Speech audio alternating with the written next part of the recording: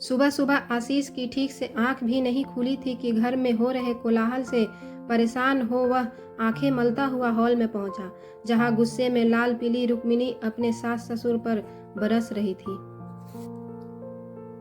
आशीष अपने परिवार के साथ छत्तीसगढ़ की राजधानी रायपुर शहर के बहुत ही घनी आबादी वाली कॉलोनी में रहता था, जहां थोड़ी सी ऊंची आवाज बोलने पर भी पड़ोसी को सारी बातें सुनाई पड़ने लगती थी।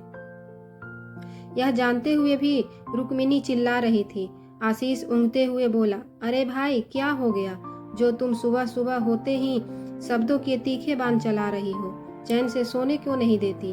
अपने माँ बाप से क्यों नहीं पूछते जिन्हें तुमने मेरे सिर पे बैठा रखा है? खुद तो समय से पहले काम पर चले जाते हो और देर से घर लौटते हो, ऊपर से तुम्हें चैन से सोना भी है, और मेरे चैन का क्या? मैं चैन से कैसे जीऊं? अब ऐसा क्या हुआ, कुछ बताओगी या बस इन्हें ही कोसती रहोगी? आशीष अपने माता पिता की ओर इशारा करते हुए नींद में ही बोला, कल ही मैंने मेडिक्योर फेडिक्योर पर इतने पैसे खर्च किए हैं और आज काम वाली कह रही है कि वह नहीं आएगी। आज मेरी किटी पार्टी भी है। अब तुम ही बताओ, मैं तुम्हारे माँ बाप के लिए खाना बनाऊं, तुम्हारे लिए टिफिन तैयार करूं, घर के काम करूं या पार्टी में जाऊं? रुक्मिणी पूरी गुस्से में तिलमिलाए हुई बोली। रुक्मिणी के हाव भाव और तेवर उसके सास ससुर जड़वत सब सुनते रहे। वे जानते थे इस वक्त कुछ भी कहना सुनना कलह को आमंत्रण देने से ज्यादा कुछ नहीं है। अब यह सब तो रुक्मिणी के आदतों में शुमार था। हर रोज कोई न कोई बहाने बनाकर घर में अशांति करना और बेवजह लड़ना झगड़ना उसकी दिनचर्या में शामिल हो गया था। बड़े अरमानों के साथ धूमधाम से आशीष के माता पिता ने आशीष और रुक्मिणी की शादी अपनी ही बिरादरी में रचाई थी, यह जानते हुए कि आशीष शादी के लिए तैयार नहीं है। वह किसी सुहानी नाम की दलित लड़की से प्यार करता था और उसी से शादी करना चाहता था, लेकिन उन्होंने आशीष की इच्छा के विरुद्ध उसकी और रुक्मिणी की शादी करा दी। उन्हें क्या पता था, जिस रुक्मिणी को वे रीति रिवाजों के साथ ढोल नगाड़े पीटते हुए ला रहे हैं, वही उन्हीं और उनके बेटे को एक दिन खून के आंसू रुलाएगी। रुक्मिणी को शांत करने के ध्येय से आशीष कहने लगा, तुम चिंता मत करो, मैं घर के काम निपटाकर आज काम पर चला जाऊंगा। वैसे भी आज मेरा सेकंड शिफ्ट है, मुझे कारखाना 2 बजे तक पहुंचना है। आशीष रायपुर के इंडस्ट्रियल एरिया उरकुरा में काम करता था। तनख्वाह इतनी थी कि एक निम्न मध्यम वर्गीय परिवार आराम से चल सकता था, लेकिन रुक्मिणी के बड़े बड़े शौक, स्वयं को रईस दिखाने की चाह, अपनी सुंदरता और खूबसूरती को बनाए रखने की ललक, इन सब की वजह से वह महंगे महंगे और नए प्रोडक्ट्स खरीद के और उनका इस्तेमाल करती थी। वैसे देखने में रुक्मिणी बेहद ही खूबसूरत थी। रंग दूध की तरह सफेद, लंबे काले घने बाल, तीखे नैन नक्श, यूँ समझ लीजिए कि पूरी कॉलोनी में उसके जैसे सुंदर और कोई नहीं थी। लेकिन दिन ब दिन रुक्मिणी की बेरुखी और फिजूल खर्ची बढ़ती ही जा रही थी, जिसकी वजह से आशीष के माता पिता और आशीष का जीना मुहाल हो गया था। रुक्मिणी की इस आदत और बेहद खर्चीली प्रवृत्ति की वजह से तनख्वाह पूरा नहीं पड़ता और आशीष को घर खर्च चलाने के लिए ओवर टाइम भी करना पड़ता था। जब आशीष ने कहा कि वह घर के काम कर लेगा तो आशीष की बूढ़ी माँ से रहा नहीं गया और वह बोल पड़ी, नहीं नहीं बेटा, तुम रात को डबल शिफ्ट करके लौटे हो, तुम आराम करो, मैं खाना बना लूंगी और घर के सारे काम भी निपटा लूंगी। बहू, तुम आराम से पार्टी में चली जाना, यहाँ की चिंता मत करना, मैं सब देख लूंगी। अपनी सासू माँ से यह सब सुनकर रुक्मिणी भड़क उठी और कहने लगी, आप कहना क्या चाहती हैं? यही कि मैं घर के काम नहीं करती, अपने पति का ध्यान नहीं रखती और आपसे इनसे काम करवाती हूँ? रुक्मिणी, तुम गलत समझ रही हो। माँ बस इतना चाहती हैं कि तुम घर की चिंता मत करो और पार्टी में जाने की तैयारी करो। आशीष के ऐसा कहते ही रुक्मिणी मुंह बनाकर चल दी। आशीष भी अपने माता पिता के लिए चाय बना उन्हें आराम करने को कह गया, घर में कामों में लग गया और रुक्मिणी चेहरे पर गुलों के लिए फेस पैक लगाकर सिर पर हेडफोन चढ़ा सोफे पर पसर गई। रुक्मिणी को अपनी सुंदरता पर नाज था, और हो भी क्यों ना, आखिर उसकी सुंदरता और उसका पढ़ा लिखा होना ही इसकी वजह थी कि आशीष के माता पिता ने रुक्मिणी को अपने घर की बहू बनाने का निर्णय लिया था। अभी आशीष वॉशिंग मशीन में कपड़े डाल ही रहा था कि सुहानी का फोन आ गया और वह कहने लगी, घर कब तक आ रहे हो? मैं तुम्हारे लिए आलू के पराठे बना रही हूँ, तुम जल्दी आ जाओ। आशीष गहरी सांस लेते हुए बोला, सुहानी पराठे थोड़े ज़्यादा बना लेना और दोपहर का खाना भी। आज यहाँ घर पर रुक्मिणी फिर से मोर्चा खोलकर बैठ गई है। सुहानी प्यार से बोली, आप परेशान मत होइए, मैं सब कर लूँगी। आप बस घर आ जाओ और नाश्ता करके माँ बाबूजी के लिए भी नाश्ता और खाना ले जाओ। मैं सब तैयार रखती हूँ। सुहानी से भरे प्यार भरे शब्द सुन आशीष रिलैक्स हो पूरी स्फूर्ति से घर के काम करने लगा। घर के छोटे मोटे काम निपटाने के पश्चात सुहानी के पास जाने से पहले आशीष अपनी माँ से बोला, माँ मैं अपने एक दोस्त के घर पुरानी बस्ती जा रहा हूँ, 1-2 घंटे में लौट आऊँगा। आप और बाबूजी के लिए खाना और नाश्ता भी लेता आऊँगा, आप कुछ मत बनाना। इतना कह गुनगुनाता हुआ आशीष चला गया कि व्यर्थ में ही लोग दूसरी पत्नी को बदनाम करते हैं और उसे समाज में दूसरी औरत की संज्ञा देकर हे दृष्टि से देखते हैं। हर दूसरी औरत चालाक, स्वार्थी, लुटेरी या घर तोड़ने वाली नहीं होती, कुछ सुहानी की तरह निस्वार्थ भी होती है। सुहानी ने कभी आशीष को अपनी पहली पत्नी रुक्मिणी से नाता तोड़ने को नहीं कहा, न हर वक्त उसे अपने पास रहने को कहती है और न कभी औरों की तरह पत्नी होने का हक भी मांगती है। आशीष को जब समय मिलता है तब ही वह सुहानी के पास आता है। आशीष अपने माता पिता की अनुमति के बगैर और उन्हें बिना बताए ही सुहानी के संग 7 फेरे ले लिए थे और सुहानी उन फेरों में बंधकर आज भी आशीष का साथ निभा रही थी। आशीष ने सुहानी का हाथ उस वक्त थामा जब वह रुक्मिणी को और अपनी वैवाहिक जीवन से पूरी तरह से निराश हो चुका था। अभी आशीष यह सब सोच ही रहा था कि सुहानी पराठे का एक टुकड़ा आशीष के मुंह में डालते हुए बोली, कहाँ खोए हुए हो जनाब, मैं तो यहाँ आपके सामने खड़ी हूँ। आशीष सुहानी को अपनी बाहों में भरते हुए बोला, मैं कहीं नहीं खोया हूँ, लेकिन अब पूरी तरह तुम में खोना चाहता हूँ।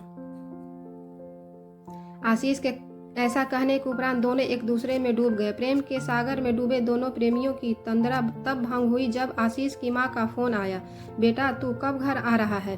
बस माँ आ ही रहा हूँ, कहते हुए आशीष घर जाने के लिए तैयार होने लगा।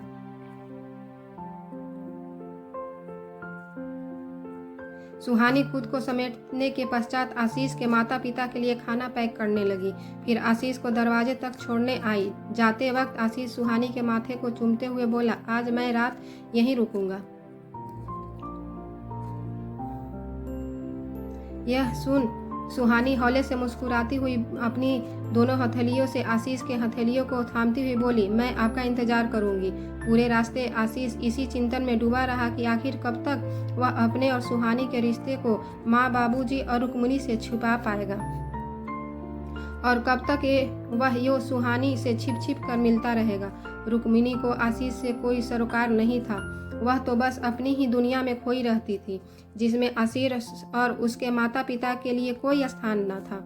उसे तो केवल आशीष के रुपयों से मतलब था जिससे वह अपने शौक पूरे कर सके, लेकिन सुहानी की तो पूरी दुनिया ही आशीष था। अपने ही ख्यालों में गुम आशीष घर पहुंच गया। घर पर माँ और बाबूजी उसका इंतजार कर रहे थे और रुक्मिणी अपने मेकअप के लिए पार्लर जा चुकी थी। माँ ने बताया कि रुक्मिणी पार्लर से सीधे पार्टी में जाएगी और देर रात लौटेगी।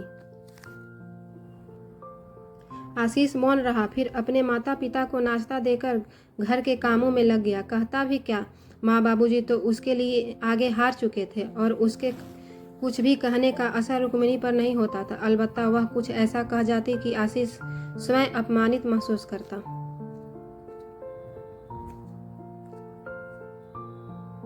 घर का काम पूरा होते होते कारखाने जाने का वक्त हो गया था।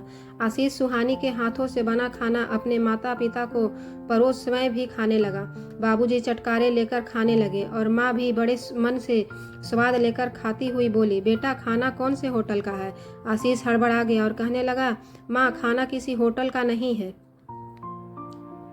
मेरे एक दोस्त के घर का है, उसकी बीवी ने बनाया है। वाह, उसके हाथों में तो जादू है। जब भी तू उससे मिले तो मेरा आशीर्वाद कहना। माँ की आंखों में प्यार साफ झलक रहा था। रुक्मिणी तो घर पर कभी खाना ठीक से बनाती ही नहीं थी। ऊपर से भी कभी माँ कुछ बनाने किचन में चली जाती तो वह आग बबूला हो पूरे घर को सिर पर उठा लेती। इसलिए माँ ने कुछ भी बनाना ही छोड़ दिया था। आज काफी दिनों के बाद जायकेदार खाना खाते समय अपने माता पिता को खुश देख आशीष को असीम आनंद की अनुभूति हो रही थी। आशीष अपने माता पिता से बेहद स्नेह रखता था, इसलिए वह अब तक सुहानी से शादी वाली बात बताने की हिम्मत नहीं जुटा पाता था। उसे वह लम्हा अब भी याद है जब उसने पहली बार अपनी माँ से कहा था कि वह सुहानी से प्यार करता है और उससे शादी करना चाहता है। यह सुनते ही उन्होंने साफ कह दिया था कि इस घर में विजातीय बहू हरगिज नहीं आ सकती, ऊपर से निम्न जाति की। यह तो संभव ही नहीं है। उस छोटी जाति की लड़की को बहू बनाना तो दूर, वह उसके हाथ का पानी भी नहीं पिएगी।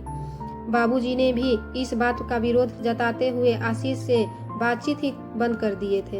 काफी प्रयासों के बावजूद भी वे सुहानी से शादी के लिए राजी नहीं हुए, बल्कि माँ ने तो अन्न जल त्याग दिया और मजबूरी में आशीष को रुक्मिणी से शादी करनी पड़ी।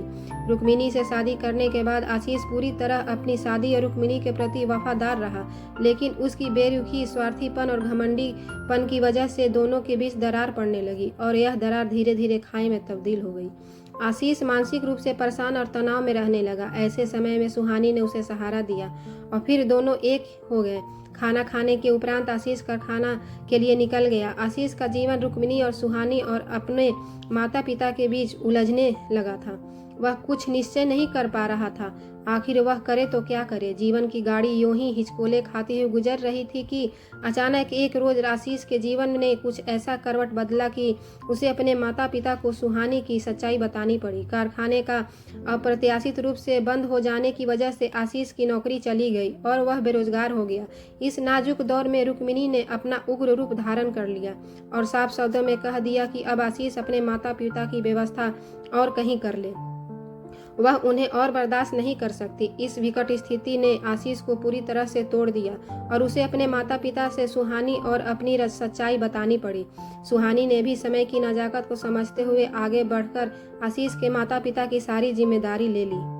वह उनकी हर जरूरतों का ख्याल रखती। आशीष को कभी इस बात का एहसास न होने देती कि उसके पास अब नौकरी नहीं है। सुहानी अपने भविष्य के लिए जोड़ कर रखे रुपये पैसे भी आशीष और उसके माता पिता पर खर्च करने लगी।